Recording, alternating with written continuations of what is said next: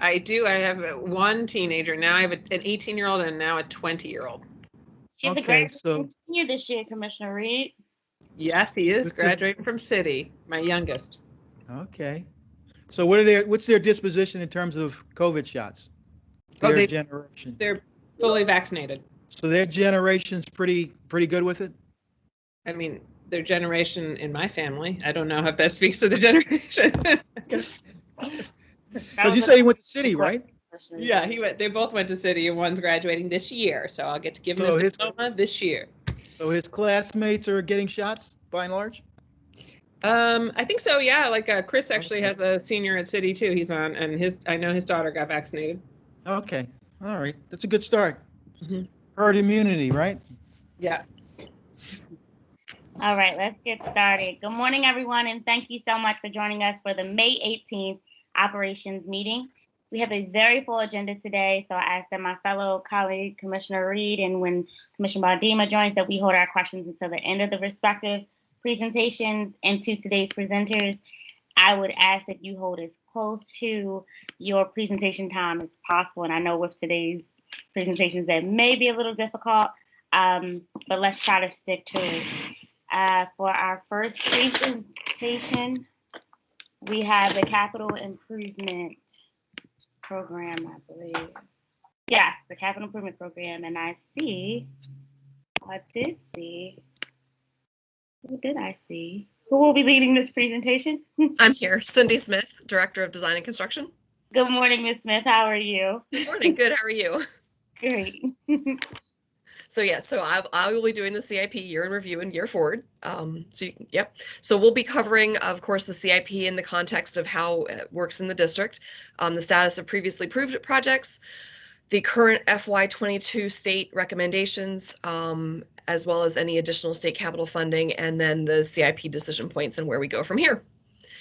So just as the broad context, the CIP works on providing the budget and the schedule and the plan for any projects within our educational facilities to support the educational programming and the planning goals, facility improvement needs, building condition improvements, things like that. It works in conjunction with the CEFMP. So the CEFMP ties in with the Office of Enrollment, Enrollment Choice and Transfer, Achievement Accountability, works with the building conditions, and then we tie all that in with the building conditions, some academic program changes, and the annual portfolio review, which is the annual school review now. And that all becomes the CIP, and that all feeds into the CIP to form the CIP. Next. So just as a little bit of difference then too, that is very different from the CMP. So there's a lot of acronyms in this, but the CMP, the Comprehensive Maintenance Plan, has an operating budget of about $33.7 million and is supported by general funds, where the CIP is for capital needs that have to be over $200,000 an estimate. They can only be done in buildings that have a utilization higher than 60%. And our current average annual state allocation of new funds is about $28 million, which is then matched with about $19 million from local funds. And then that's all, again, very different from the 21st Century Buildings Program, which is the plan to currently renovate and replace 26 to 28 buildings, which of course does not fully support the 153 total buildings within the portfolio. The graphic on the side there, just to flag, is to support our program, our full portfolio, per the 2016 State of the Schools report, we would need a capital investment of about $200 million a year to actually fully fund all of the projects that would be needed on an annual and a life cycle basis to support our current portfolio, with a current portfolio replacement cost of about $5 billion. So we get about 28 from the state, 19, so about 40-ish, and we need about 200. So that should tell you, of course, that we don't quite get enough money to do what we need to do every year. So we have been in the midst of doing these facility condition assessments, and I believe we're pretty much done, and that's been feeding into our CMMS system, the computerized maintenance management system. And we've been using that information as well to help put forward the projects for the CIP. So when the FCAs actually did an asset inventory across all of the buildings to capture all of the major building systems and components, including things like paving and HVAC and roofing and electrical and all of the building, really the major building components. And they gave everything a rating from excellent to fail. And then we used that rating to help support our CIP selection. Next. So when we're doing our CIP project selections, we identify from the FCAs we just talked about, buildings with needs. The worst what we looked at this year was literally anything that was in the failing or in the poor condition. Then we talked to maintenance staff to get their input on the conditions of those systems.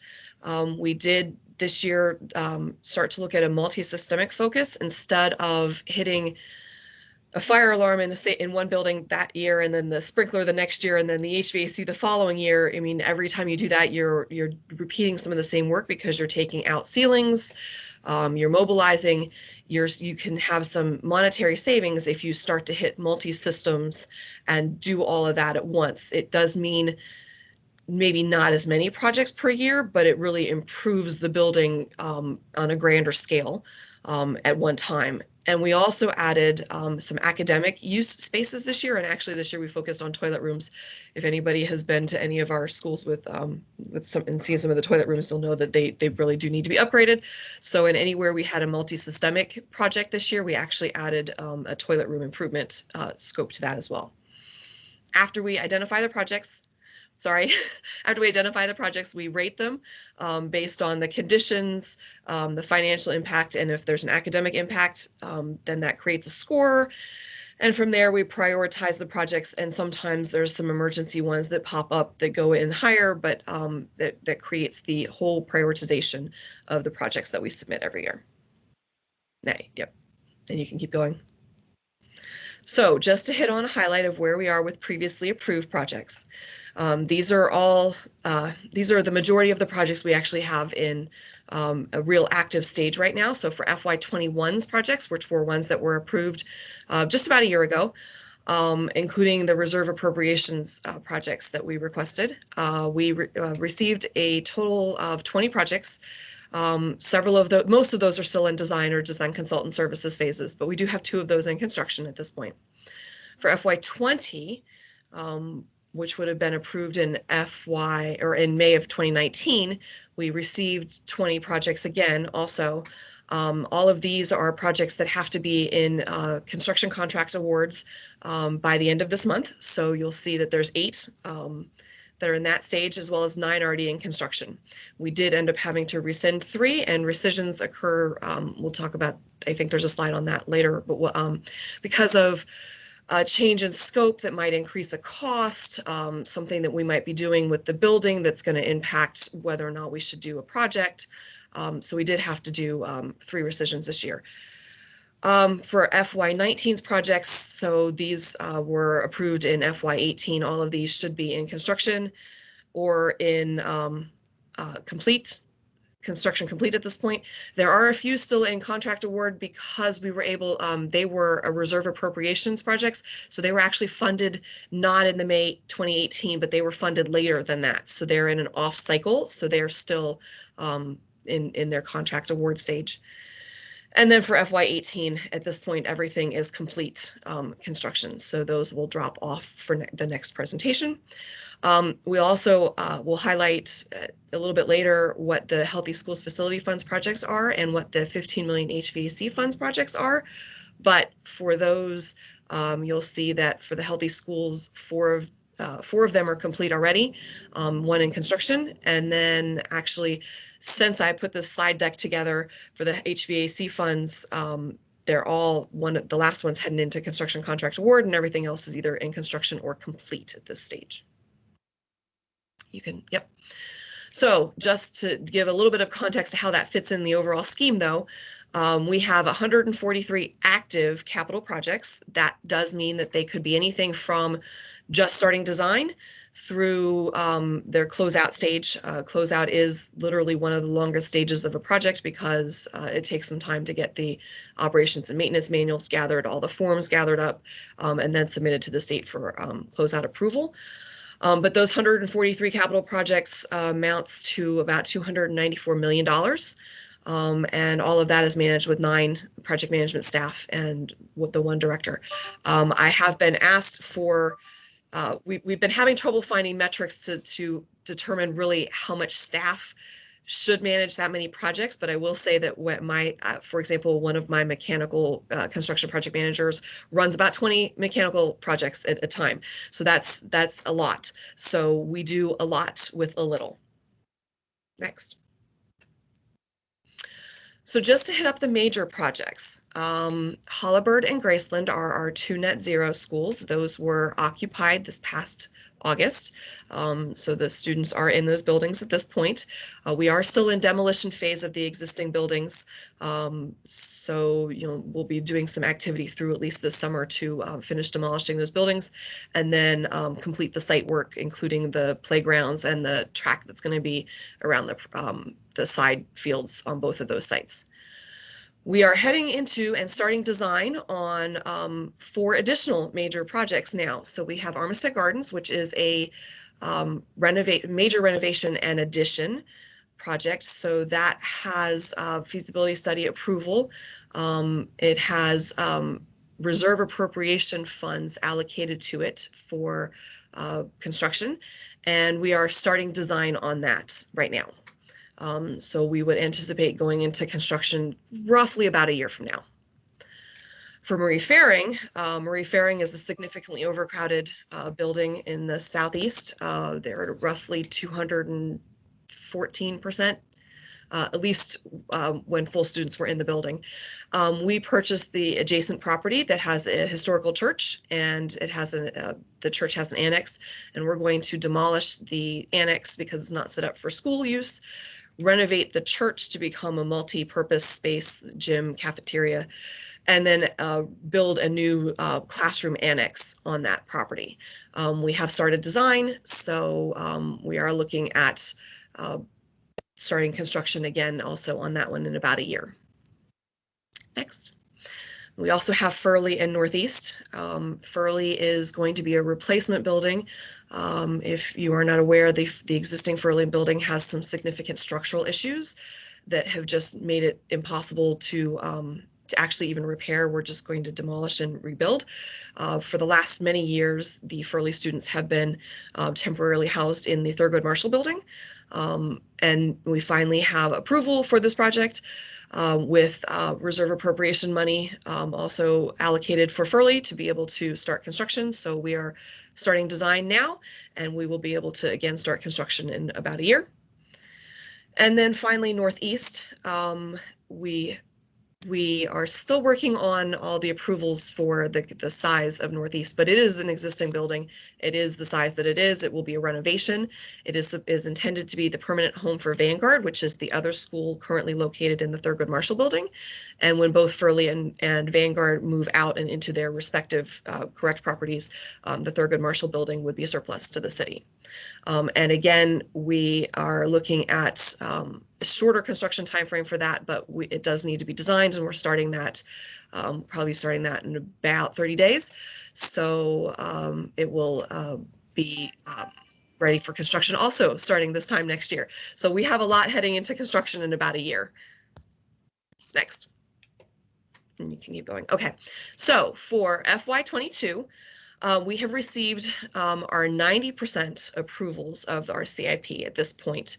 The 100% is slated to be at the May IAC meeting, which is on May 27th, so in just a few weeks.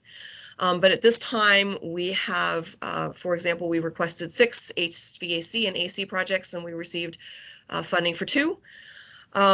We had 1 boiler, several elevators, and elevators have been an issue for us recently, and then the quantity of broken elevators that we have and inoperable elevators.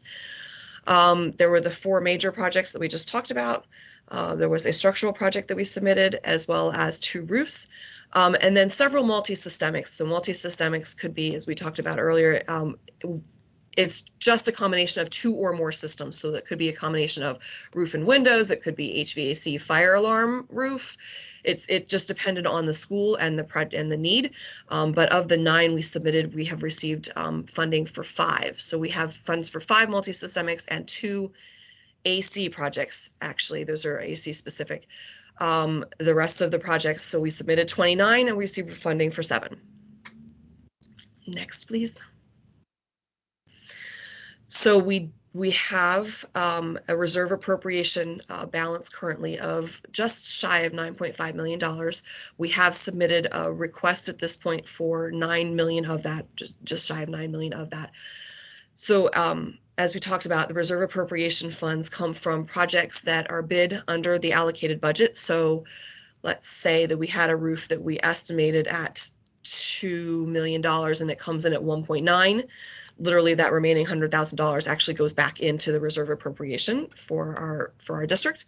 It also comes from rescinded and canceled projects. So for example, we had a roof project for Furley in the mix. As we really did the structural in-depth investigation there, determined that it really couldn't be fixed. We needed to replace the building. That roof project was then rescinded because we obviously wouldn't go forward with that. And so that then money is in the reserve appropriation. We did already request and receive approval for any of the money that was for Furley in the reserve appropriation be saved for Furley to fund the replacement building. But to request the reserve appropriation to be used for a project, it has to be a B project. So that's why we also submit more projects than we know will be funded, because that will give us some B projects as well. But we have requested now reserve appropriation money for the Armistead Gardens project, which we talked about earlier, a Highland Town window project, which the window is really there, they're leaking, they need to be done, as well as the Roland Park structural repairs.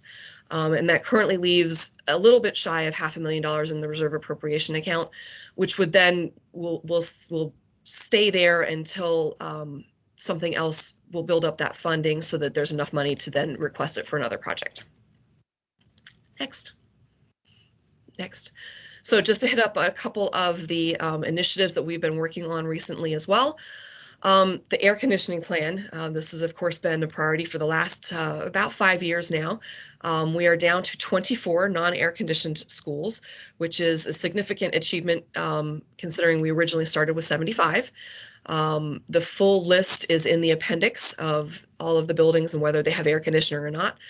But we're literally down to this year having 17 projects that are needed. Many of those will be from completed via 21st century projects, actually, with the huge influx of 21st century projects that will be finished this year. We have 6 in design right now and 5 in construction as well on the capital side. And then of the future projects that still are needed, there are literally 5 really left to fund. The other ones are either in buildings to be surplused or in buildings that we've got City Springs that's going to be a partnership building, or are in buildings that we do not own and we cannot put we can't put air conditioning in because they're at buildings that we don't own that charters are occupying. Next. Just to hit up a couple of the other initiatives that we're working on. We've been working on the school safety grants. At this point, all of the funds for this have been allocated, in this particular bill have been allocated and spent. But we did receive House Bill 1783 gave us just a little bit shy total of $2 million in between the 2 rounds of allocations. And we completed a variety of access control projects, secure and lockable classroom doors, security cameras, things for security for the buildings. We also received a special $15 million allocation for HVAC projects under our state bill, Senate Bill 186, that was in response to the one winter we had where we had the heating issues. This was in addition to CIP funding, and we did receive 18 projects under this, and everything is either completed, in construction, or heading into construction right now. So the last one's heading into construction. So we will have used all of this. It was supposed to have been spent over 7 years. We will have used it all in 3 by the time we're done. And then we also had the Healthy Schools Facility Funds, which this was for FY20. FY21 was never actually allocated. That money was never actually awarded to anybody, but we received about $10 million under the FY20 annual allocation for the Healthy Schools Facility Funds. Those projects had to go for HVAC, AC. We also plumbing for safe drinking water was also one of the categories, but we submitted for AC projects, and we did receive projects for receive funding for 6 AC projects. All of those projects did require use of our local funding to match them, and all of those are in construction at this point. And in some cases complete. Several of these will actually have air conditioning at this point, as we've updated the air conditioning plan. And all of the projects are for all 3 of these funding programs are listed in the appendix to the presentation. Next. So just to hit up with the timelines, we submit the CIP in October, and we receive final 100% allocations notification in May. So we will know, like I said, in about 2 weeks on the 27th of May, what the 100% allocation is, and then we start working on those projects. Next. Keep going. Thank you. So we just wanted to mention 2 additional items. House Bill 1, which is the basically the extension of the 21st Century Project. And for us, we will be using that funding for the high school plans, so that will not affect CIP funding, and CIP funding won't affect those two pots will be separate. So. In addition, Healthy Schools Funds was included within House Bill 1, so there will be a second and third now batch of Healthy Schools Facility Funds, which will be used for additional systemic projects. We are waiting for the guidance to come out on what projects those will be, or what kinds of projects those can be, how to submit projects for that, etc. So the specific projects are yet to be determined, but we do know that that is going to be on the order of, I believe, $20 million for us for the first year. I think it's actually first and second year, and I think there's a pot after that for 15 million. So there is additional funding coming our way under Healthy Schools Funds. Next, and then all of the projects we talked about, including, I believe, Commissioner Reed had asked in the past for some capital budget numbers, so we did include that in the appendix as well. So some of the additional supporting information we've talked about is all included in the appendix to the presentation. And I think that's it, and I think I have a few minutes left for questions before my time is up. So. Commissioner Roberts, can I just jump in for a second before you go to questions? Sure.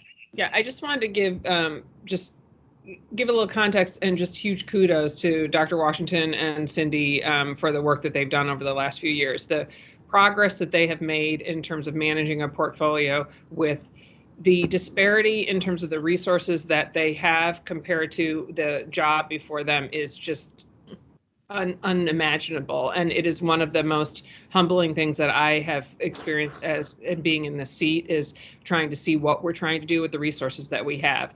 And Cindy, you know, what she does, the number of projects that she's managing at the same time with the resources that she has, and to see the progress over time in the strategic way that they have,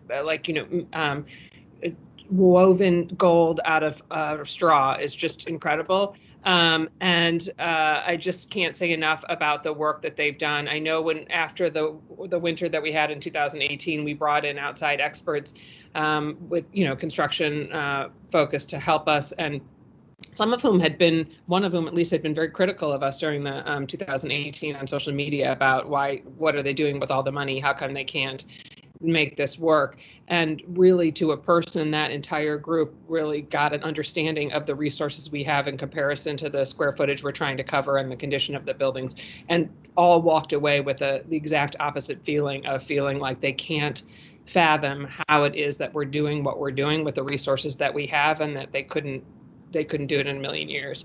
And so they take way far under resourced resources and pull together magic that, our schools are not what they should be for students, but I can tell you they would be a heck of a lot worse if we didn't have the team that we had, and the progress that you're seeing on air conditioning, the strategic way we're using it to shore up systems that shouldn't be in existence anymore. I just can't say enough about it. And so just huge kudos to Lynette and to Cindy for their work to get us to where we are. And build credit. Last thing I'll say is build credibility with the legislature, because the legislature has also worked really hard to get us resources, and it's because they believe in the work that the team has done, and we have a lot of credibility with them thanks to their work. Thank you, Allison. Thank you for that, Allison. That this team is awfully deserving of all the flowers that we can give you, because as Allison so eloquently put it, you spun gold out of straw, and we see that each update that you all provide for us. Commissioner Reed. Cindy already has flowers above her left shoulder. I guess she's done there, but I guess, yeah, thank you. And great presentation in terms of how concise you were, how quick you were, and how you got through so many pages. Thank we you. got 28 million from the state and 19 million total. Once you X out HVAC, roofs, and AC, how little do you have left to do other things? It sounds like that does most of the money, right? It does. Yeah, most of our projects do every year.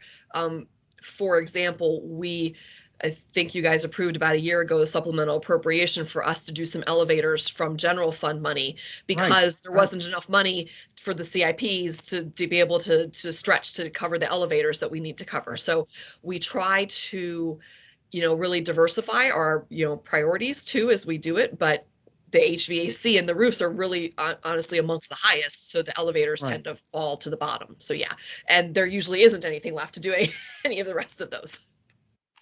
Can you explain page 28 to me? It's pretty comprehensive, but how does it answer the question in terms of how much money you really spent?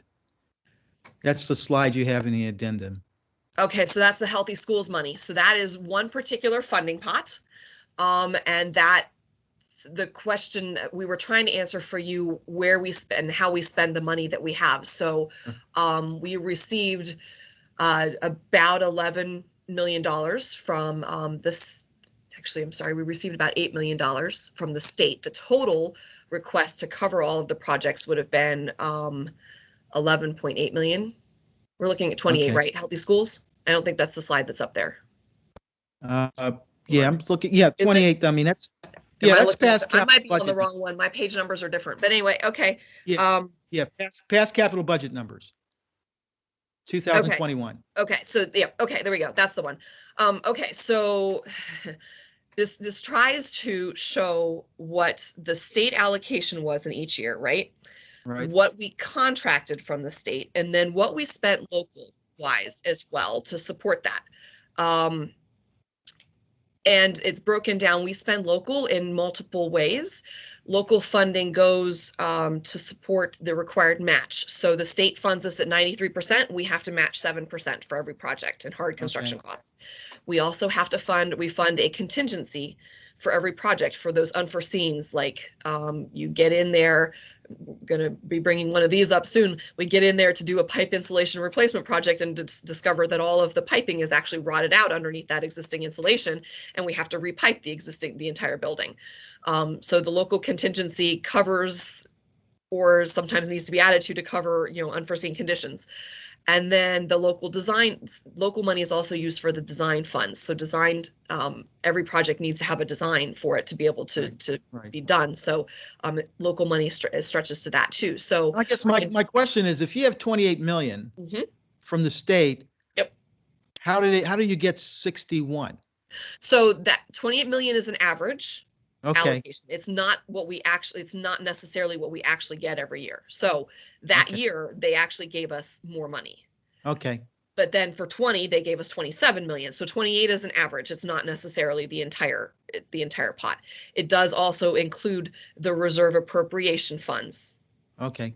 So let's look at 21. That's my question. 2021. Yep. You got 48 million. Yep. And where does it go? So it goes back to pay for other projects? If we have not used it, it does go back to pay for other projects for us, but it's all allocated. So when we receive the CIP, the state awards per project. So we don't get we don't get like a flat just 48 and you can use it for whatever. Like they say, if you submitted Roland Park at $1.2 million, they give you $1.2 million for Roland Park. And they allocate and they choose the projects that we submit, or of the projects, if if we submitted 40 projects, they choose like the 20 that they're going to give us. They don't necessarily follow the order that we submit them in. Thank you. It gets a little tricky because the major projects all fall within there too. So sometimes the major projects money comes from different places. It's not necessarily a straightforward calculation because money comes from different places, right? So yeah. Okay, thank you. But yeah. Thanks a lot. Thank you, Madam Chair. Of course. Cynthia, I think for the sake of time, we're going to transition to our next presentation, but thank you so much for the incredible work of you and your team. For the members of the public, I do want to highlight, though, slide 16 around air conditioning, because that usually is a hot topic around this time of year. And I also want to highlight, I believe it's slide 31 through 36, with the updated running list of the status of each of our schools. And that is on the district website as well. And it's on the district website as well. Thank you so much for this, Cynthia. Thank you. We are going to transition to our next presentation, which will be the Comprehensive Educational Facilities Master Plan presentation. All right. Hello, commissioners. I'm Dr. Nicole Michelle Stewart, the Director of Facilities Planning and Real Estate here at City Schools. And good morning. Great. And today I'll be presenting the FY2021 Comprehensive Educational Facilities Master Plan.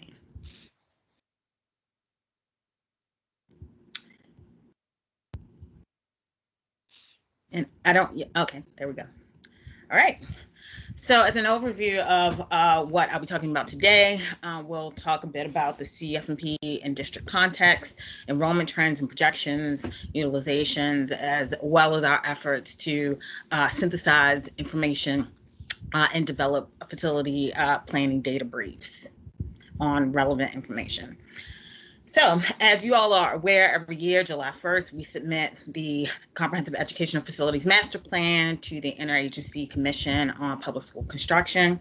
Primarily, it's a document. It is a resource document that our stakeholders that we share with our stakeholders so that they can understand the academic vision and the facility goals of city schools.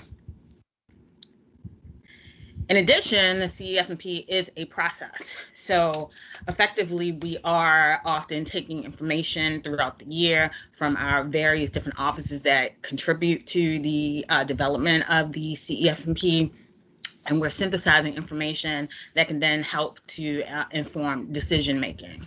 And so that is enrollment data, neighborhood data, as well as other sources of information that we analyze through the year. Next slide. So as an example of that, of course, this year, every school district across the country was impacted by the COVID-19 pandemic. And so our team participated in a number of different efforts around the district's response to the pandemic. So that was helping to select mail sites, selecting in-person sites, communicating with the public about the readiness of our buildings. And right now, we're also we're contributing to the district's analysis of in-person learning. So as you all know, in-person learning, that effort began with the student learning centers coming online in September in order to provide space for students to do distance learning. And now, as of April 19th, all grades have the opportunity to participate in and opt into in-person learning. And so what we did was, the next slide, we collaborated with the OAA team in order to visualize where the students who are participating in person, where they live across the district. And so we often are, as a part of the CEFMP process, intersecting different data elements in order for us to dig a little deeper sometimes into some of the trends. And just as a reminder, the base of this map is our community conditions index. And so it's a composite index that we use across the district, often to understand the distribution of our resources. And it's made up of a number of different elements, including the poverty rate, the median household income, availability of healthy food options, access to a car, vacant property rate, and violent crime. So we use that in a number of different ways in order for us to evaluate, as I said, the distribution of our resources across the district. So in this example, what we did was we took the in-person learning information. So we know at the top level, 30% of our students district-wide have returned to in-person. But we wanted to understand what that looked like for different students residing in different types of neighborhoods across the city. So we effectively looked at each community that is outlined on this map, and we said, okay, of the number of students as of May 5th who live in those areas, what is the percentage of them that are actually attending in person? And so you can see that for, could you go back? Yes, so you can see that for each individual community. And then we also aggregated that information up by the community condition index ranges. So for instance, we could see that about 28% of the students who live in what we call low investment areas, the areas have had this historically low either physical improvements or other kind of asset investments, compared to the communities at the other end, which are dark green, that had what we call high investment communities. And so this is what that distribution looks like across the city. Next slide.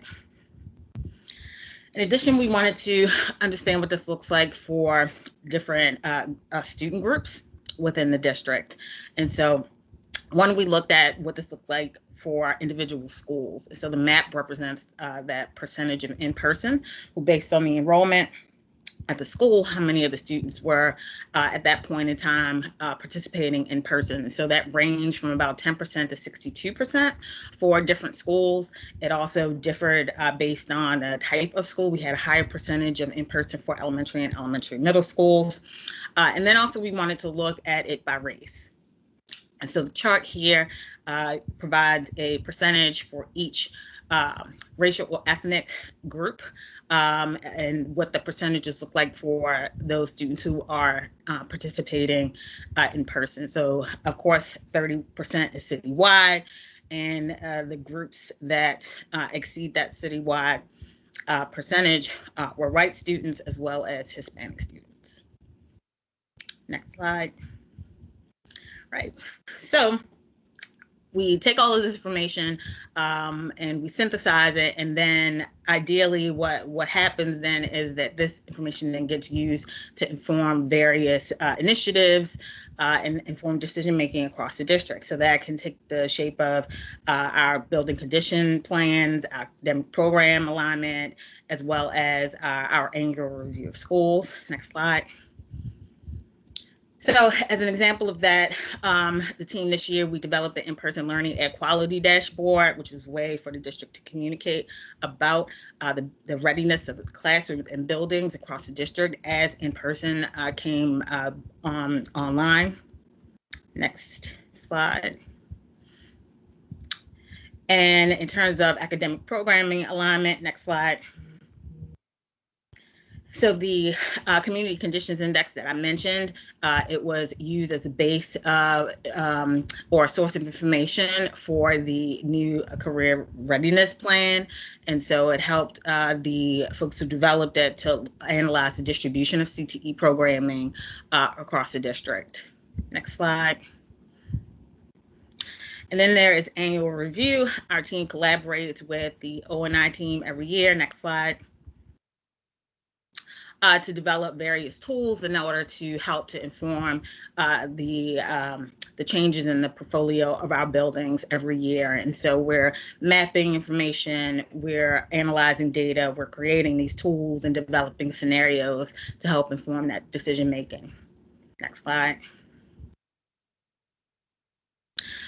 So those are all examples of just to provide context for what the CEFMP is, and the fact that it can be, it's many things. As I said, it is this document, it's a process, and also it's this way for us to help inform decision making. In addition, the CEFMP is where we analyze the enrollment trends and the utilization trends for the district.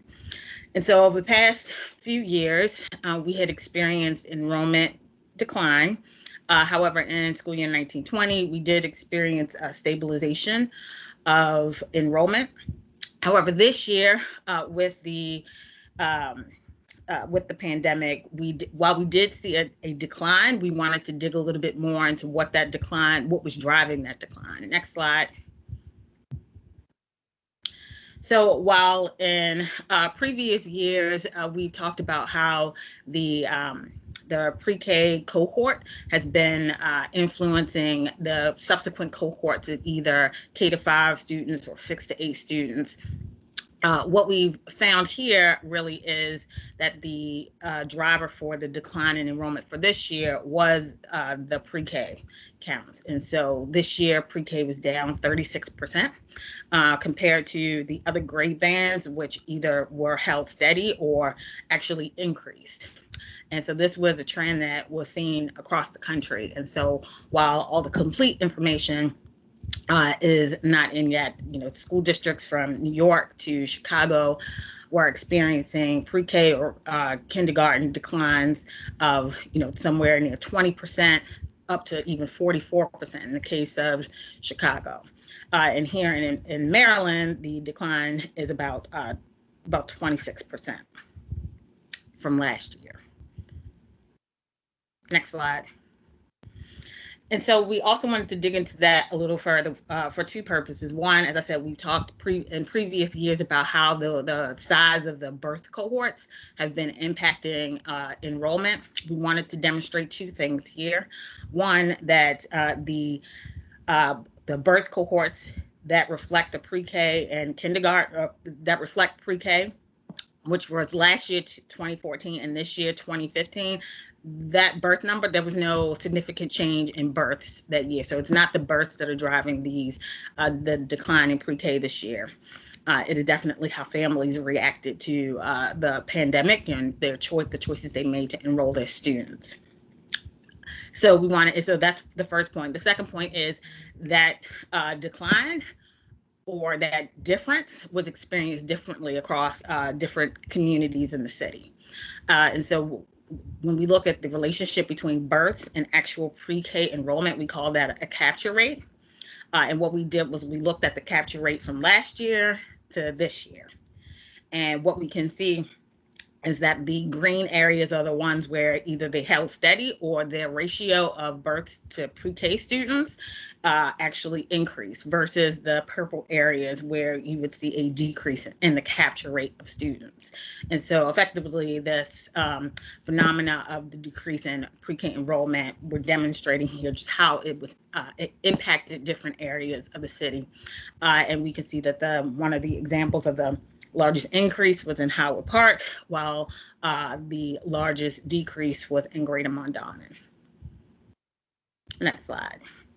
So just a bit on our 10-year enrollment projections. As I mentioned, we look at births, we look at capture rates, grade progression ratio, effectively the students who, for example, are in 5th grade who then advance to 6th grade. And then we also make adjustments based on various things that are happening in the district. Next slide.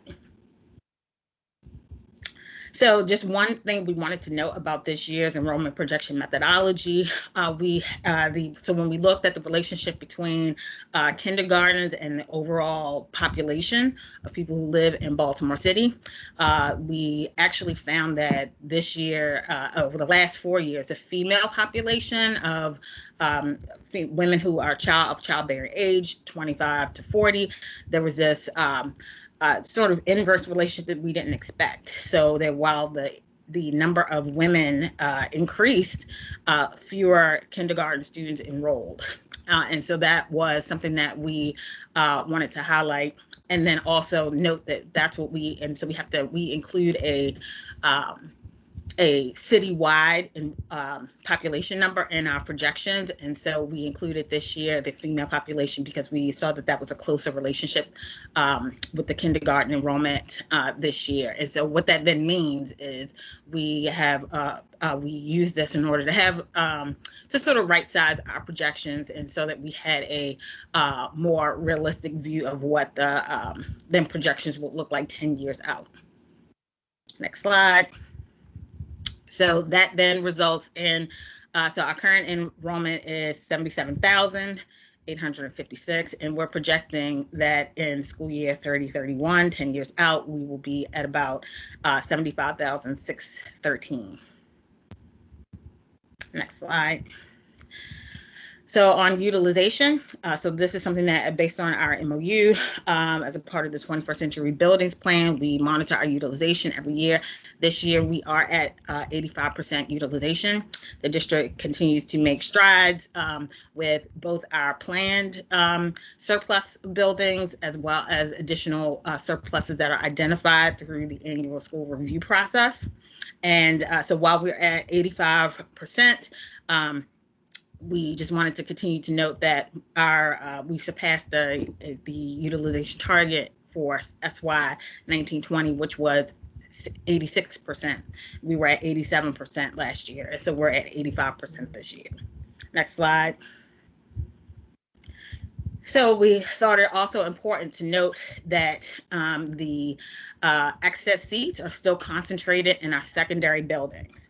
And so the high school plan that we've developed is addressing some of the excess seats that are high school buildings. I also receive a lot of questions about middle and middle high buildings. And so I just wanted to note here that while the utilization of those buildings is around 69-64%, that those buildings represent 9 buildings, 4 of which are actually underutilized. And then those are buildings where we're either housing charter schools or we already have co-locations. And these are massive buildings that were housing some of our larger middle schools when we had many more standalone middle schools. And so this is just to provide additional context. When we talk about these middle and middle high buildings, we're really talking about 9 buildings, only 4 of which are underutilized and have these special circumstances. And that is partially what is contributing to our excess seats. Next slide. So I mentioned building surpluses. So since 2013, we are at 25 buildings that have been surplused. To be surplused, we still have a remaining 5 that are on Exhibit 6, or which is that list of 26 buildings that we're required to surplus back to Baltimore City. And then also we've identified 4 additional buildings that are being held for swing space that we will likely eventually surplus. So what that means is we've surplus back 12,000 seats, and we have about 7,000 more seats to surplus. And so when we look at the end of the first phase that is projected to be school year 24-25, we will be at 83% based on those planned surpluses that are on Exhibit 6. But when we also then add these other potential surpluses that we will likely surplus, we'll actually be at 85% district-wide utilization in school year 24-25.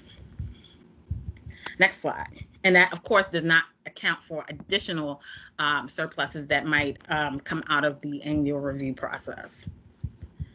All right.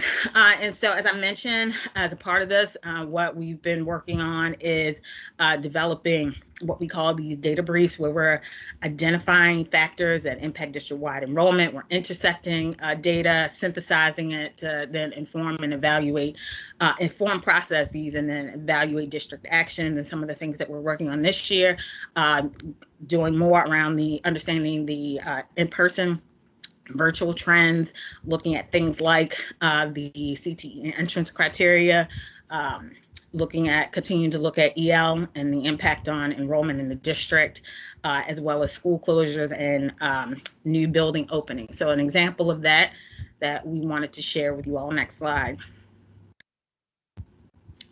So looking at what is happening and the impact of our new school openings. So when we look at all the either 21st century or CIP, major CIP project that we've opened over the last 10 years, the average utilization across all those buildings is 86%.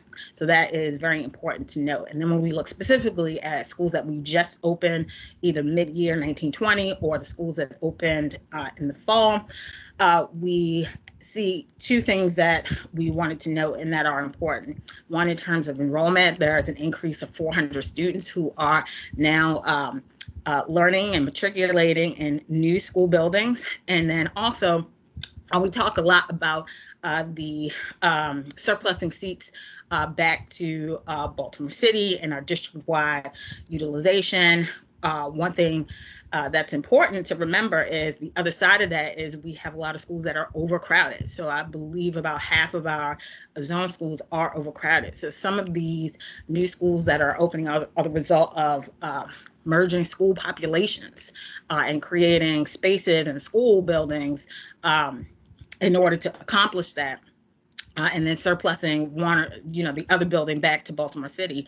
And what that's allowed us to do is actually decrease overutilization. And so of these 6 schools that were open just recently, previously they were at 164% utilization. And now based on the expansions and mergers, those schools are about 88% utilization, which is a great facility outcome for city schools. Dr. Stewart, should we Yes. start wrapping up the presentation? Yep, I think that's the last slide. Oh, wonderful.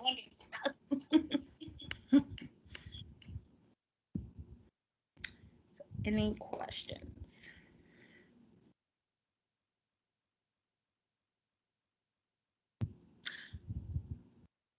Can't hear it, Madam No, Chair. I minimized it, then couldn't find it. Yeah. So I do have a question, Dr. Stewart.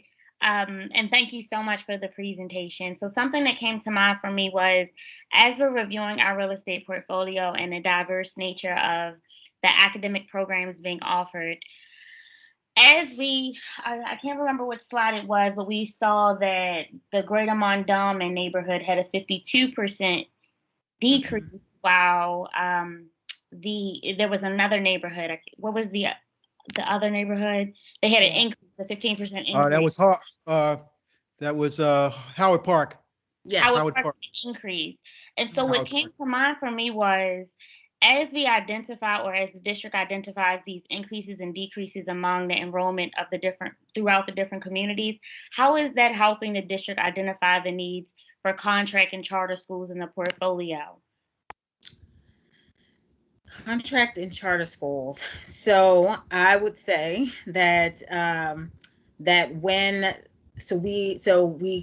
O&I, when they're considering those applications, they are often consulting with us to understand what the trends are in neighborhoods. And so whether it be, the population growth of students or specific trends at schools, understanding out of zone considerations and in zone rates for different schools. And so we are, when those things do come up, they do consult with us. And my reason for asking is, I know that, we're a choice district and having options for various families is always paramount. But then I'm also considering, when we get applications for charters and independent schools, why do we need them, right? Why why in Baltimore City is there a need that's present for them? And so if we're looking at certain neighborhoods where there are decreases, I don't know. I'm processing this, so I probably will follow up with you.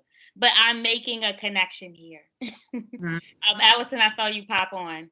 Yeah, it's a good connection. It's a very valid connection. I think I would agree with you, is that I think we have it at this point about 20% of our students are in charter schools. I think our charter schools provide a very important variation in programming that we would not have absent our charter schools, and some really good options for families. So we could not run an international school, for example, that teaches an IB curriculum in 5 different languages. We couldn't do that. And BIA does it really well. We probably couldn't do Montessori very well. We probably couldn't do, Reggio Emilia very well. So there's a range of different program offerings that our charter schools bring to us that is valuable. And at the same time, for a school district that has closed 40 schools since 2012 and has declining enrollment, there is also a legitimate question to be asked: at what point do you need more schools? And I think so I think it's a legitimate question. I will say the legal frame right now makes it a little bit challenging to ask those questions. And I think that's something that, we should be having conversations about, because it is not realistic that we should be adding more schools when at the same time we're closing other schools. Again, 40 schools since 2012. That's disruptive to communities. I think we do a really good job with the help of Dr. Stewart and Angela Alvarez in how we do that, and being thoughtful about how we do that, and trying to make sure that that's providing better options for students. And so when we combine schools, we go through a thoughtful process about what programming looks like. We go a thoughtful process about leadership selection and name key things that are cultural to a school and important to the history of a school, like naming. And we try to make sure that the new school is enhancing programming to students, not taking something away. And that's why you see in the 21st century work, almost all the schools in the first phase are schools that are absorbing students from a closing school, because we prioritize those communities. We knew those were communities who the enrollment had declined, and they should get first dibs on a new building, not be the end of the line, which frankly, those are a lot of our higher poverty neighborhoods, and in many districts, they would have been the end of the line. And we didn't do it that way for a very intentional reason. So I think we do it as well as can be handled, and it is still disruptive to communities. And so the idea that we would be exacerbating that problem by adding more schools is a legitimate policy question the board should be asking. And I think it's one we should continue to ask, have conversations about whether that really does make sense. Because yeah, I mean, I'm a former charter operator. I'm very supportive of charter schools, and I'm very supportive of the range of options they've given to families, and they provide some great options. But it is also a question of how much do you keep adding schools when your enrollment is declining and you're closing schools. It is, and it's something that Commissioner Reed, you often ask about, is resources are finite. So especially as we're in this 3R season of reimagining what school will look like as we're moving forward, and we have finite resources, that this is the larger question on the table, right? Right. Are we going to continue to add more to our portfolio versus reevaluate how we're maximizing those resources amongst the existing portfolio? I mean, in terms of Dr. Stewart's, looking at Dr. Stewart's slides, my takeaway is basically juxtaposition what you two ladies are saying. If population's going down, student population's going down, therefore the capacity is going down in terms of utilization, we're going to need fewer schools going forward. And so, I guess a takeaway from that is, if you have fewer schools going forward because of the population changes, also more kids would have to go a longer distance to their particular schools in theory. And I guess the biggest concern you all probably have is, how far does an elementary school kid have to go to get to their school if fewer people are going pre-K, fewer people going kindergarten, fewer people going first and second grade? So I guess one thing is, the big question, you guys are spot on, ladies. The big question is, we're going to need fewer schools. and you have entities asking for more schools. So it's like they tend to bump, it just doesn't make economic sense. That's right. And it doesn't make sense for schools either, because we have closed schools, either charters or transformation schools, in part because of low enrollment. Right. And that, you can't function if you have enrollment so low that you can't support the programming that you're indicating in your application that you're going to provide. And we've had to do that. And it's, again, very disruptive to get a student and a family excited about a school offering. They go to the school, they make relationships with other students, they make relationships with teachers, and then the school is unable to offer the programming that everybody thought they were going to offer because they just never reached their enrollment targets. And then over time, because of that, they lose enrollment, and over time, the school has closed. We've seen that happen, and it's disruptive. It's not good for students. And so we need to figure out how to avoid that. And it's one reason why I think you've seen more like that we are doing conversion charter schools, because if you have somebody who can take a school community that's not been serving its community well, a school that has not been performing well, and have somebody come and operate it to help it provide a better option to the families in that community, that makes sense. But it's not, charters have not increased enrollment in the district. Charters have taken from enrollment of the district. So I think that was what an early thought was, that if you had provided more options, you would expand the enrollment base. We have not seen that. That has not happened. They take from the existing enrollment base. They don't add to it.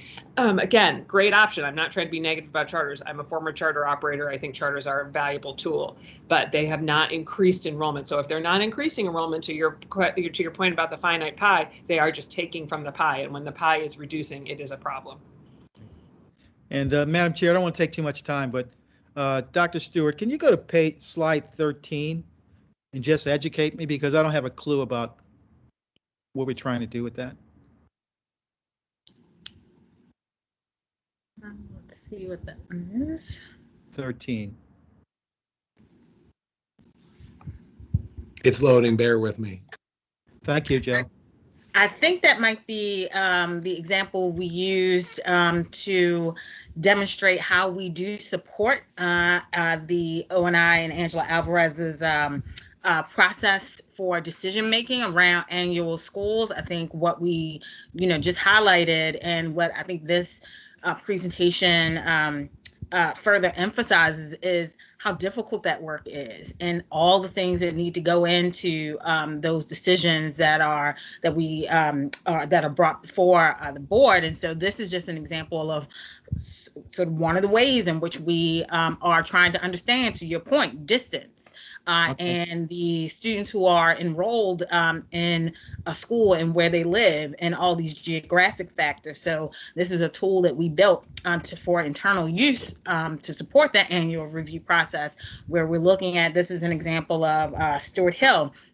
And so we know that about 65% of our students are attending out of zone. I think that is right. Actually, let me think about what that percentage is. Actually, I think it's about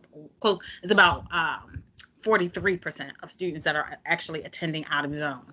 And so when we're thinking about distance, the students might have to travel, and the impact of portfolio decisions, we use and we create and then use tools like this for us to visualize and understand that impact. And so here we're looking at Stewart Hill. And then we can see that that school has, of the elementary students who live in the zone, 81 of them are attending the school. And the 309 is represents the other students who live in the zone but are attending elsewhere. So in those other zones surrounding it that are sort of lighter blue. And then you have the students who are coming in to the zone to attend school. And so that's what this is an example of.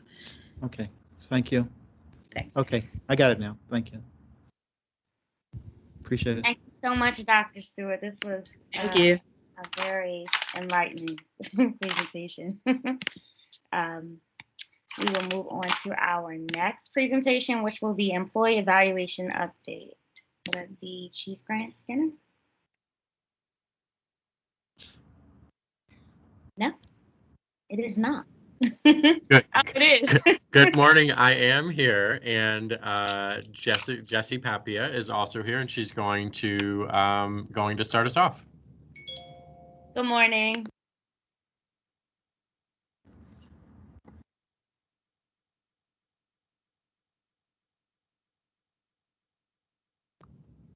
Jessie, I did see you, but I don't see you anymore, and we can't hear you if you did start talking.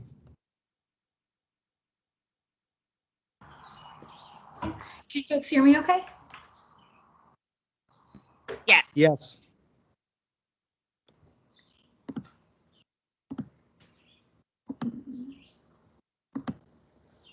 Sorry. Let me know if you can. I was trying to use my phone, but maybe that was not working.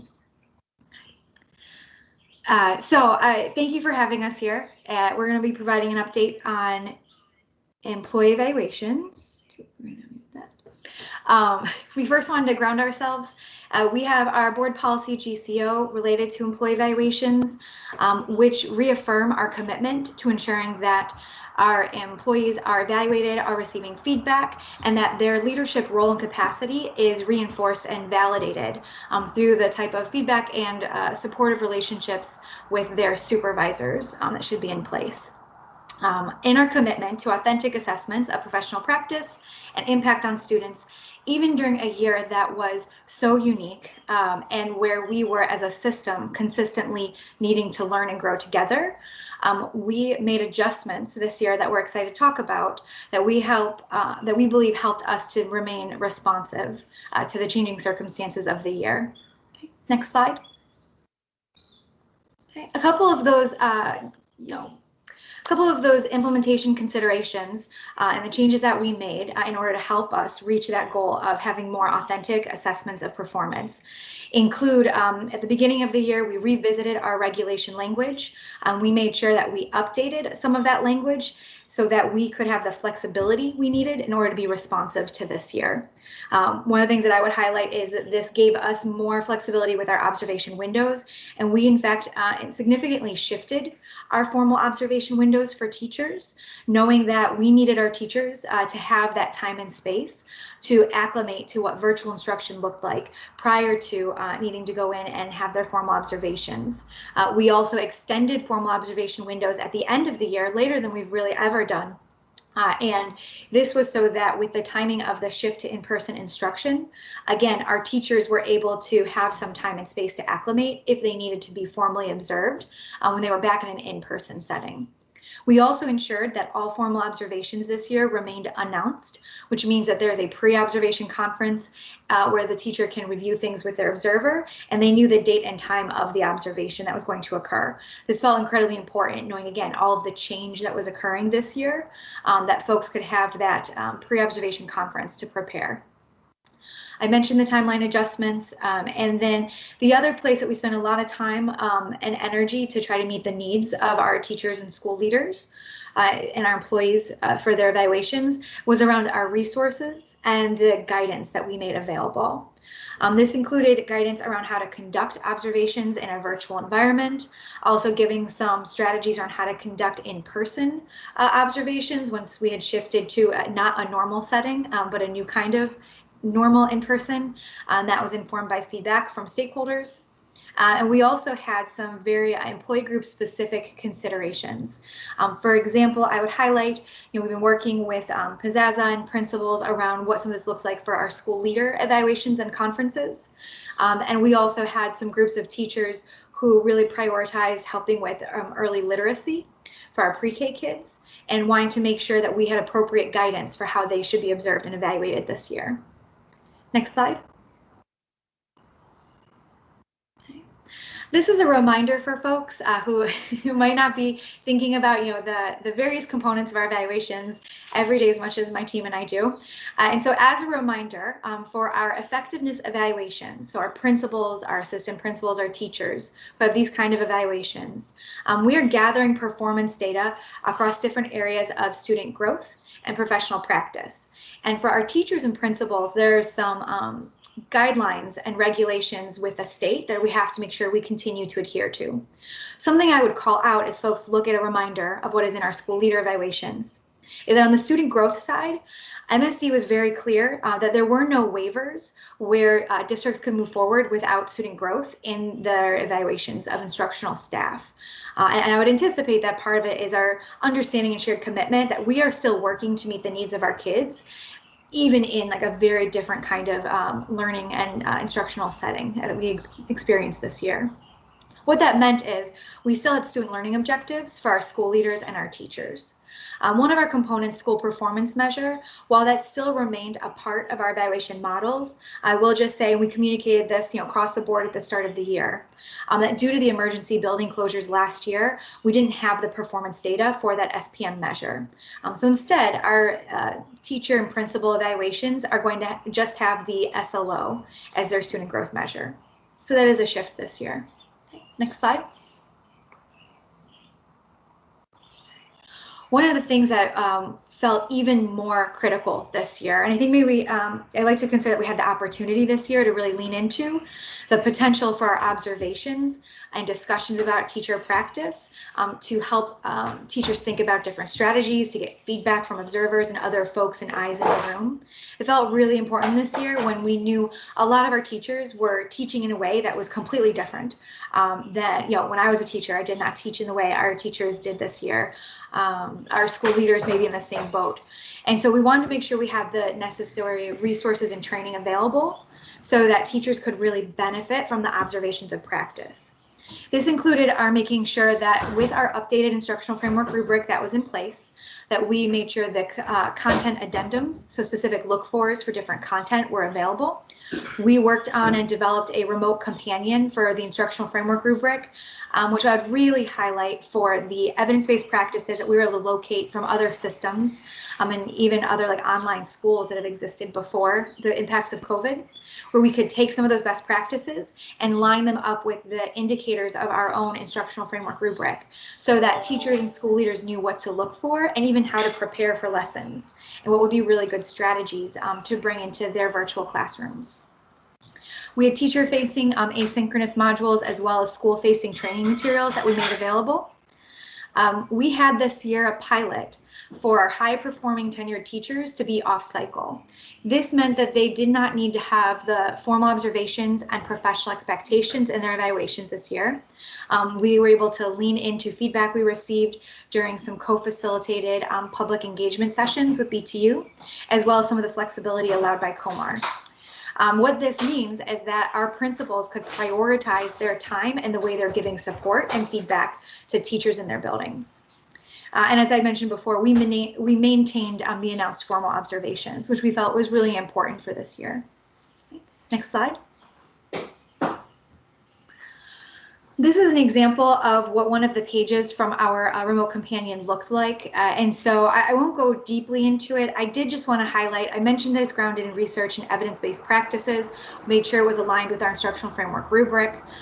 It was also designed very deliberately so it could also facilitate school-based conversations, whether whole school, teacher teams, or even some of those one-on-one conversations that might occur from an informal or formal observation conference.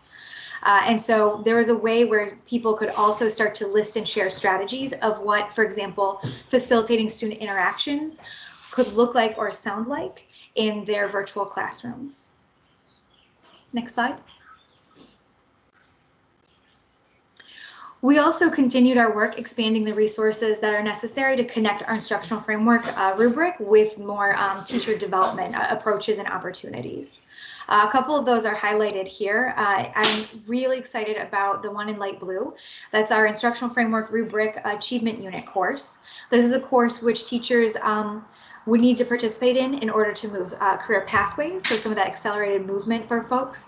And it also is deeply grounded in each of the indicators of our instructional framework rubric. This was updated with our, to align with the updated rubric language that we have in place this year. We had 15 facilitators who were just rock stars supporting our teachers. What we saw is that even at the midpoint, which is what the data is from here, But even at the midpoint, we had a net promoter score of 71, which is in the excellent category.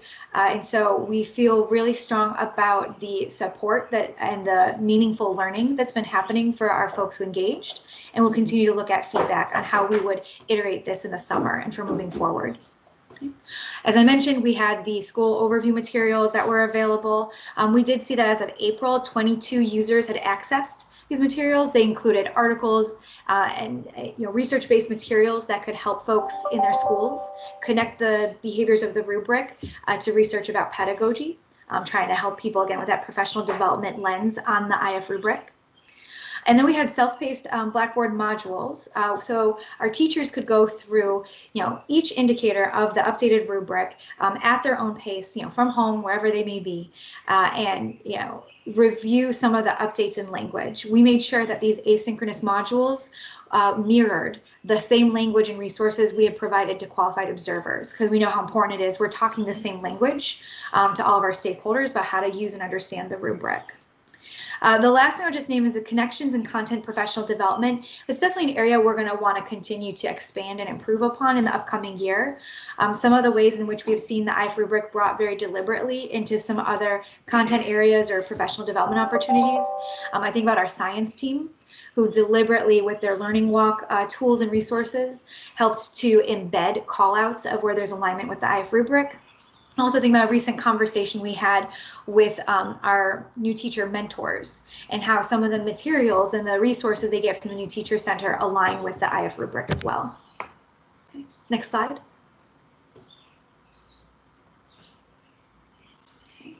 I mentioned before our off-cycle pilot. We have a lot of learning to do. We want to hear from folks, and we're looking at using a survey and then some summer focus groups as well to follow up and deepen the conversation. But as I mentioned, the pilot stemmed from monthly public feedback sessions that were co-facilitated with the Baltimore Teachers Union. This year, we were able to identify over 1,700 of our tenured high-performing teachers who would be eligible. We had really positive reaction even before hearing from folks about what the experience was like. But I'd say we saw a very positive reaction in the interest rate of folks, and 96% of our teachers who are eligible did elect to participate in the pilot. What it means is that their previous professional practice data will be included in this year's annual evaluation. They do still have a student learning objective, so they still have student growth data grounded in this year, but they're able to pull back previous professional practice performance data. And again, what this allowed our school leaders to do was to make sure they could prioritize their time and capacity in the way they're giving feedback and observing teachers across their school. Next slide.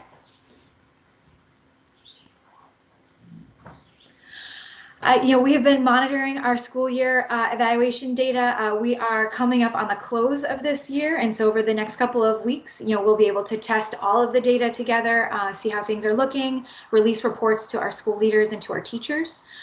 What we were able to look at, think about some of our benchmark data, included our first formal observation, where we saw a lot of consistency in the overall averages from last year to this year.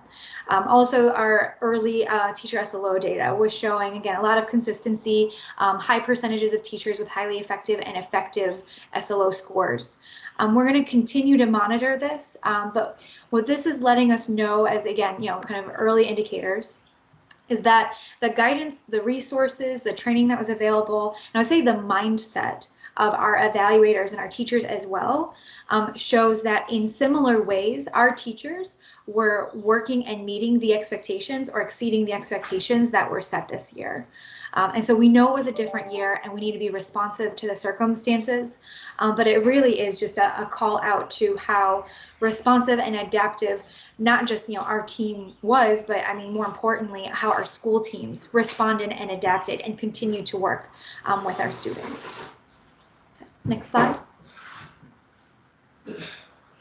This is an example from our first formal observation data of how for each of our teach indicators what the rating distributions are. The dark green means a 4 or highly effective.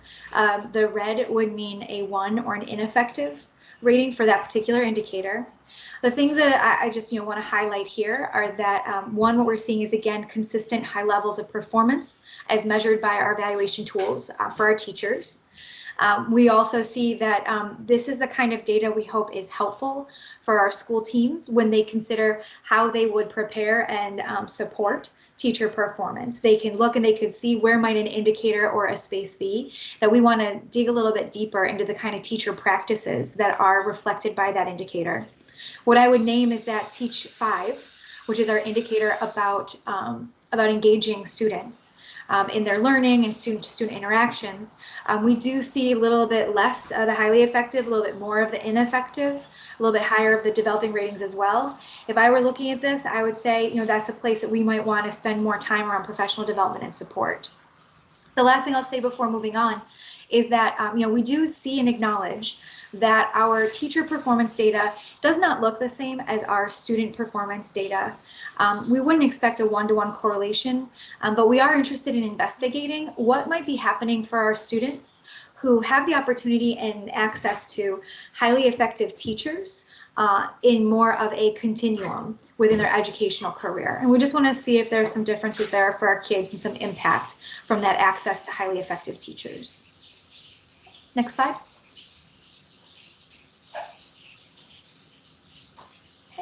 Last couple of things I'll just name. One of them is that we've continued with our training and our support for our qualified observers, grounded in best practice around conducting formal observations and how to use the instructional framework rubric and the updated language contained within.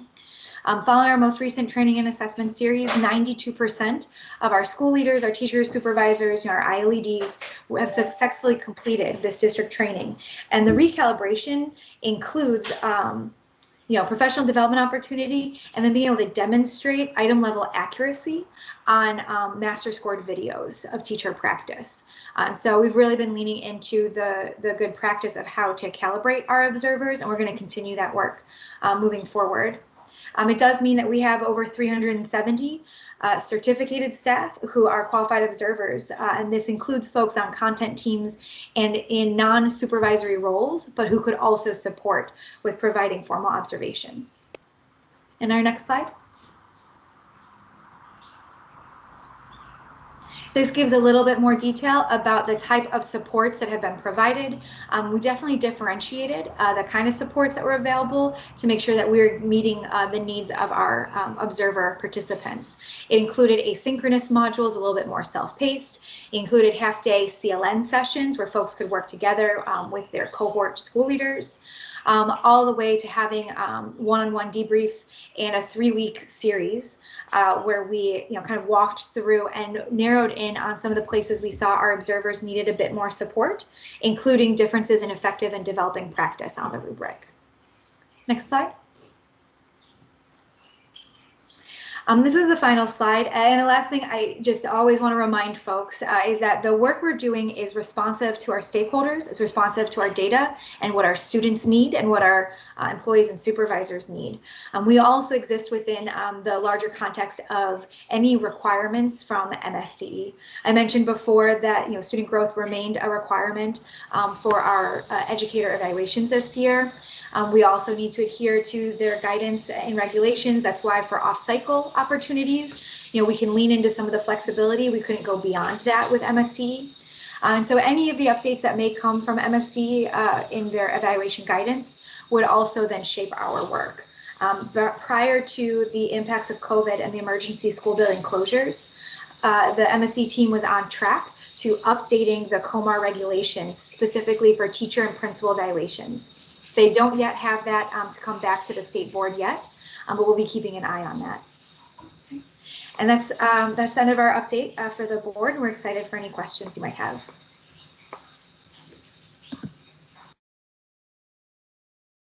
Thank you so much for the presentation. I will defer to you, Commissioner Reed, first.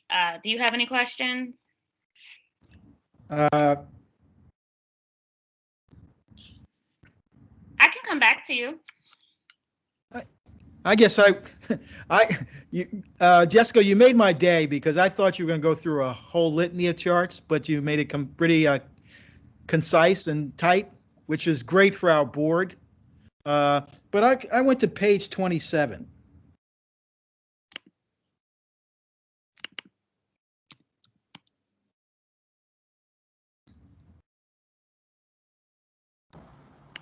Uh-huh.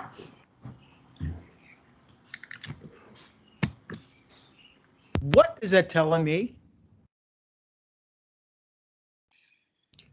Yep. So what this is showing is, and it's one of the things that we're monitoring as well. It's showing that what is the difference in the teacher performance and student performance that we've been able to track. And certainly some of the data that will be available to us is going to be different and not available based on some of the emergency school building closures. But with the data we had leading up to COVID, this is showing the difference in teachers who are high performing, highly effective, and you also see the effective and highly effective combination, and then the percentage of our students who are proficient. And so this is, again, something we're looking at because we know that we are all here to help make sure our students are getting the education, the learning, the experiences they need to be successful. We believe that high-performing adults help them to be successful. And so we're trying to just see what might be behind some of these differences. And you're saying proficiency level of 77,000 students is roughly 10%? Commissioner Reed, this is based on an average of our most recent state assessment performance levels for ELA and math, and the scale of this is a little off, but it is somewhere between 10 and 15. I think it's about 13%. So where does the blueprint want us to be in terms of the proficiency?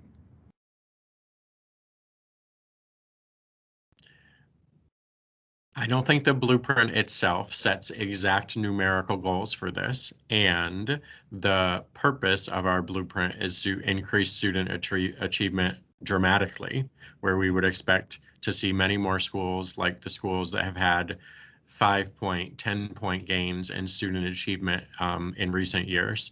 So certainly a place very different from 13%. Okay, and I guess my other question is, this is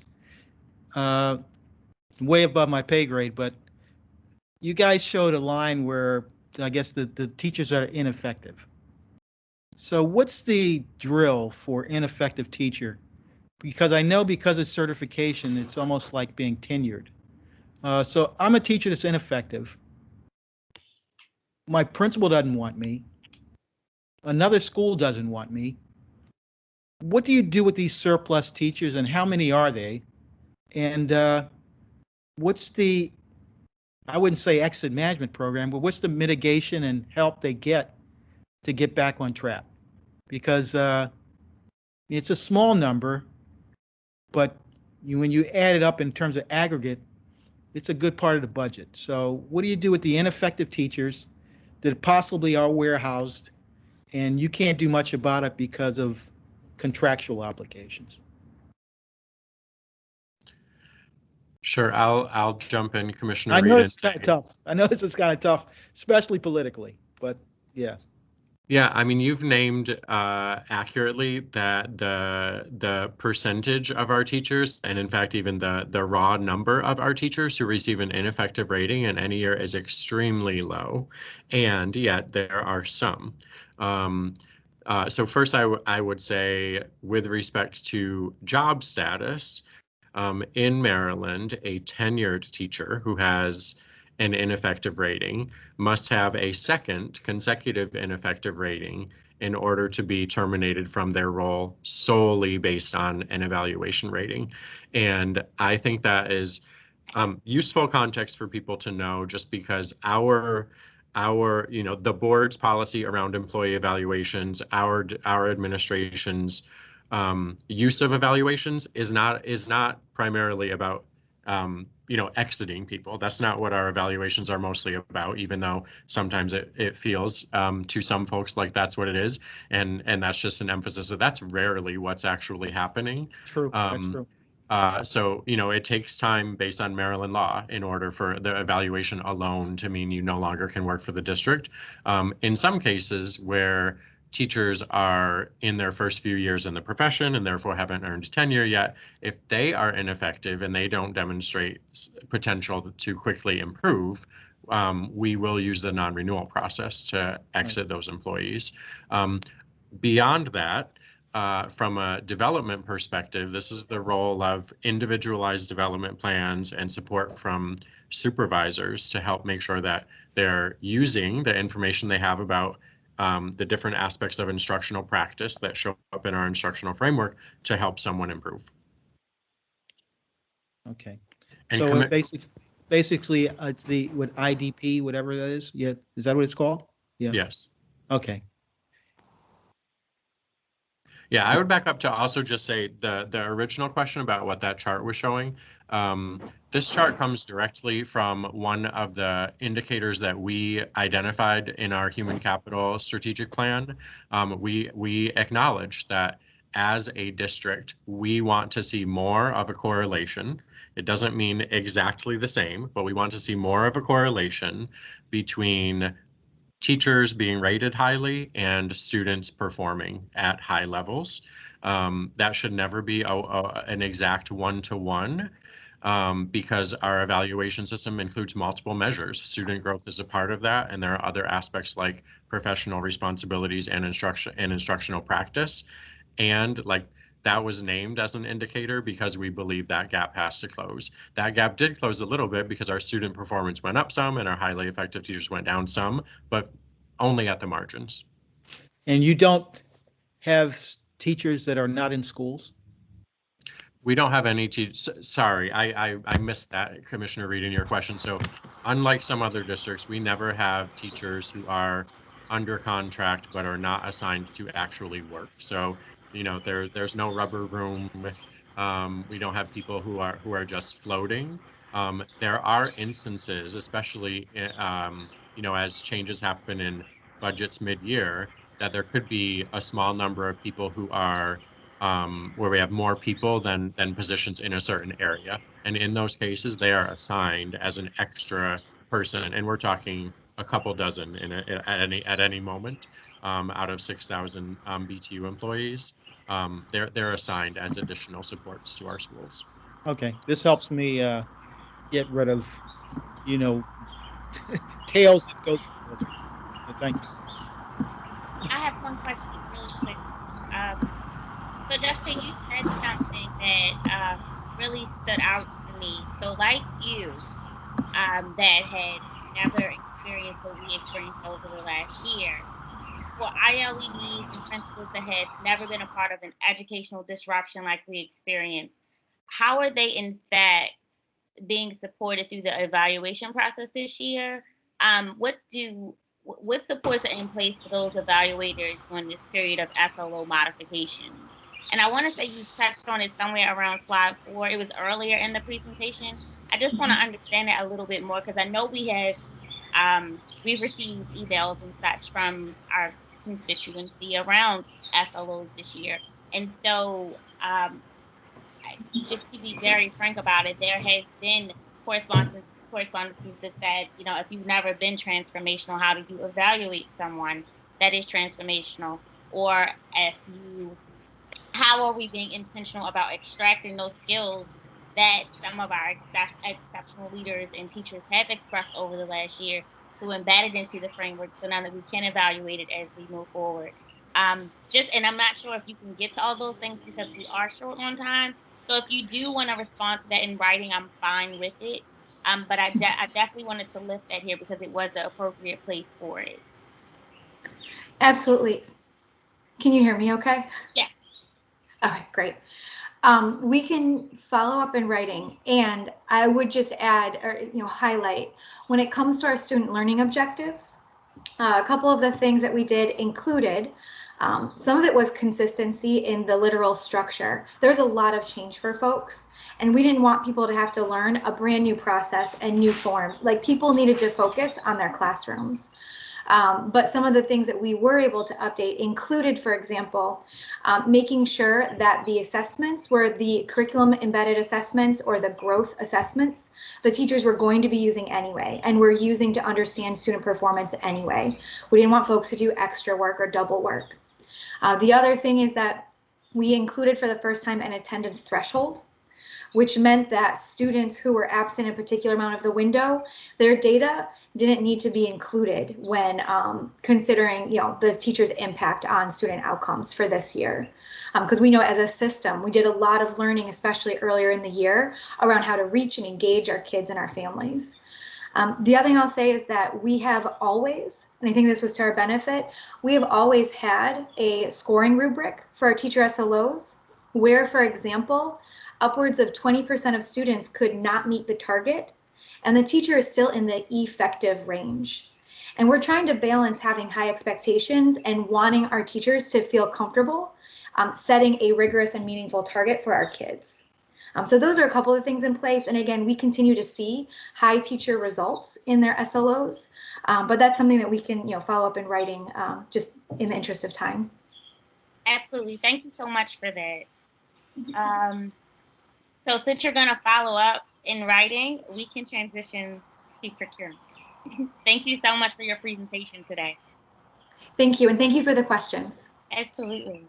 Thank you. Good morning, Ms. Wilson. Hello, how are you today? Hope everything's going well. We have 12 items on the agenda today. Would you like me to run through each one, or would you like to focus in on questions commissioners may have? I think for the sake of time, we can just focus on questions that we have. Commissioner Reed, do you want to lead? I only have a question about one procurement. Okay, I'll follow your lead, Madam Chair. Mine is further down, and it is 19.01, the Baltimore City Health Department Nursing Services. Okay. Yeah, because I was going to talk number 2 and number 19. Okay, well, we can start with your 2 and then we can get to 19. Yeah, that's software maintenance and support. So this is the annual renewals for software licenses and maintenance. Is there a specific question? I believe that we may have people from ITD on the call, or we can certainly follow up. Yeah, I guess my reasoning for pulling it was the fact that we may have people from the public on the line or on site, and it would be good for them to see how comprehensive it is. It's not like we're asking for 6.6 million for one thing. It's a litany of things. That's correct. So there's 21 different items that are included in this procurement item, and this is kind of how we approach the annual license renewals and maintenance requirements for all of kind of the enterprise software and other items. So this includes everything from some of the support for Oracle, which is kind of the backbone of the system, all the way through to Seesaw, which is an example of a platform that we've been utilizing heavily this year for virtual learning. So it is kind of the procurement vehicle for how we go about that routine, regular updating of purchasing licenses and maintenance for IT services and items. Yeah. Okay. That's all I wanted the public to know and understand. Thank you. Thank you so much for that, Jessica. And then for section 1901, Baltimore City Health Department Nursing Services, I would be interested if there was staff on that could speak to just the general nature of this procurement. There's been a lot of talk around the quantity of nurses in our school buildings, as well as the job duties around these persons. There's even mention within the board letter around the COVID MOU that was put in place to delineate between the COVID-19 related tasks versus their general job responsibilities. So if there was someone on today that could speak to the wider scope of what this procurement means, I would really appreciate that. I don't know if Dr. Warren, you're available to jump in. Sure. Good afternoon. I'm Sarah Warren, Executive Director for Whole Child Services and Support. I will just say a little bit about the nature of the contract, but if you have any specific questions about that, feel free to, stop me and jump in. So this is a long-standing agreement that we've had with the health department. We have always run through the health department to provide our nursing services for the health suites. So we essentially, as you can see from the procurement item, they put in roughly $17 million to our roughly $4 million. So essentially what this agreement covers is that portion of the relationship that is our piece of it.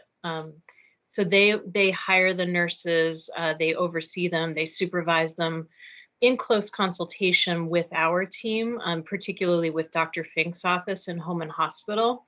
So we have ongoing contact with them. We coordinate routinely, but when issues arise, if there's a concern or if there's a nurse out for a day that needs to be replaced, for example, we run all of that back through the health department, and they provide people. They're also responsible for the training, for making sure that the nurses are properly certified and all of that.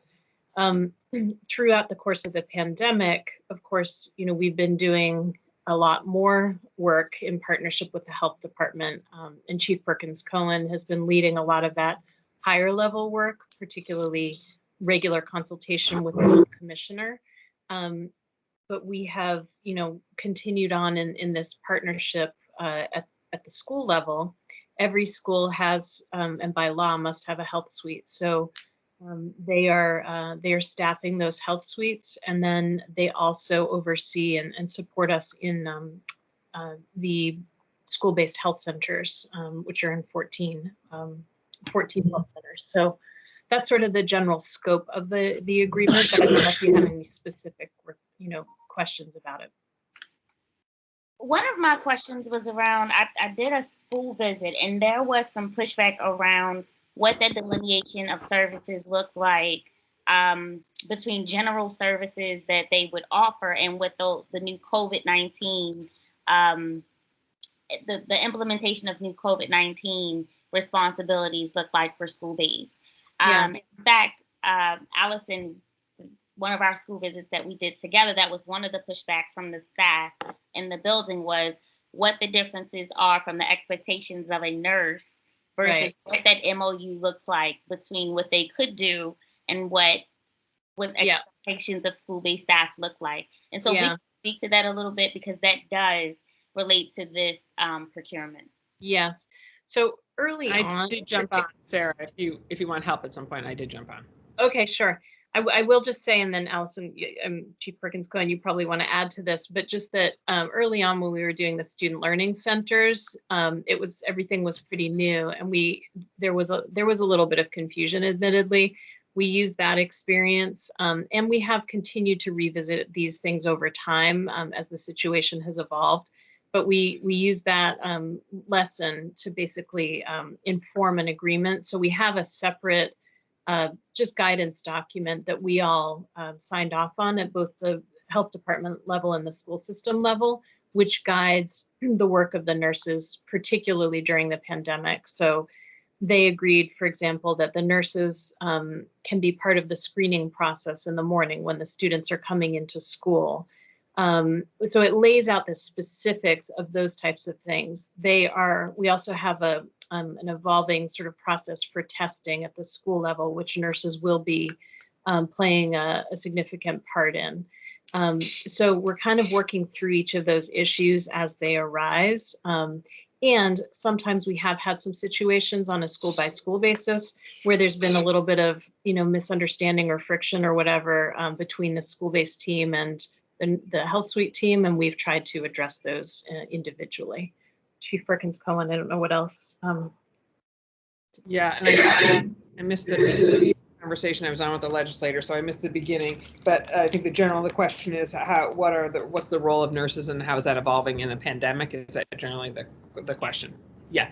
So So we have been in, I mean, let me just say first off that the health department has been a tremendous partner with us throughout the pandemic. I meet weekly with Dr. DeRosa to go over the health statistics and to think about ways to partner. Currently, we're having conversations about vaccinations, and they were very helpful with vaccinations previously for staff. Now we're talking about vaccinations for students, and they are a pivotal member of our health advisory committee, so advise us that way. The nursing issue, you know, has been involving conversation as well to try to figure out ways for them to more specifically support during in what we need right now. That there are, you know, there are limitations on what it takes sometimes a little bit of negotiation in terms of what they're willing to support because of, frankly, union contracts and limitations. Like many pieces have to be negotiated through the union. Given that, you know, the testing program we currently have in place was intentionally selected in part because it didn't require a nurse to administer it. And so we knew we needed to get it off the ground. And so we wanted to put one in place that we could do without requiring a CLIA waiver to test the results on site and without having a nurse do it. However, we're in active conversation with them with some of the symptomatic tests that the governor's office has made available to school systems about the nurses playing a role in that testing. That testing, again, has to be resulted on site. And so because of that, it does require a nurse to, and it requires a nurse to administer it. And so initially we did not, because of the relationship we have with the University of Maryland Medical System and the van that has been doing symptomatic testing, that we already had in place.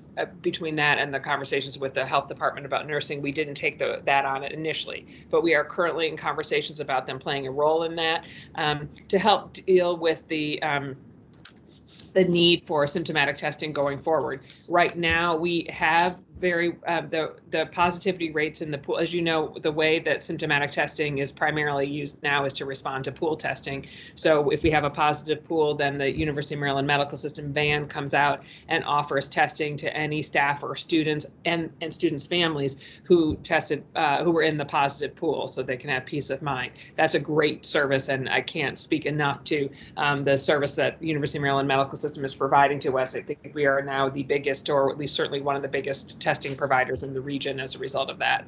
That partnership, as well as the pool testing and saliva-based testing we're doing in high schools. That is working well now. We added vans and our positivity rate is quite low. That's good news too, is that our positivity rate had been about 0.5% in elementary schools. It's now down to 0.39%. I just looked earlier today, it has been going down. And so as a result of that, between the additional vans and that, we're able to meet the need right now. However, come fall, when we have all students back in person 5 days a week, which is the plan, it is going to be harder to meet the need for follow-up symptomatic testing with the van and for symptomatic testing of individual who outside of the window of the pool testing needs to be tested. We need a way to do that. So that's the conversation with the health department now, is that could we use these governor's tests for both the follow-up with the pool testing and for the you know, the student who, say today, has symptoms that are COVID-like symptoms, but you know, the pool testing doesn't happen until Friday, or it was last Thursday, and so it's just falling in between the window. So that's the conversation. It's just taking a minute to work through. I think Sarah's been in more recent conversations than I have, but I think it's looking promising that could work. It would be a lot faster, and it would be there would be huge benefits to it. There are trade-offs to it too. I mean, that testing wouldn't test staff members, so we would just lose that functionality, and it wouldn't test family members, so it would lose those two functionalities, but it would be a lot easier to maintain and a lot faster. Allison, that was a lot, and I thank you for it. Is there, because it wasn't in the board letter, do we have an actual quantity how many nurses does this procurement cover? Oh, Sarah would know that better than I. It is every school has a nurse or nurse's assistant. I think she's texting Louise, who probably knows that number in her sleep. But it's a combination of nurses and nurses assistants in every school, and every nurse's assistant has a nurse supervisor. So the full complement kind of changes a little bit over time. We are actively trying, or not we, but the health department is actively trying to hire nurses, and has been since the Bridge to Kerwin passed, that requires concentrations of poverty schools to have a nurse on site. You probably know there's a national nursing shortage, so their ability to find nurses to work in schools is a challenge. But as we can add nurses, we are replacing any vacancies with nurses assistants with nurses. It's just been very slow, frankly. There just really aren't nurses who that are available. Yeah, Dr. Fink is actually offline today for a Jewish holiday. And I did ask her for this number, but the problem is that it fluctuates quite a bit. But we can get you sort of a snapshot in time of what it is right now. But we have nursing coverage for every school. Typically what happens is that there may be a nurse's aide in a school, and then there's a full nurse supervisor who covers 2 to 3 schools and supervises the aides. And then in larger schools, there may be more than one. And then in addition to the regular nurses, there are about 32 contract nurses who we use them for coverage where we don't have other nurses. And again, those are all hired through the health department too. But I can go back to the team and get you a specific number and a snapshot. No, just as long as it's understood that the number tends to fluctuate a little bit. I really appreciate that, Dr. Kern and Allison.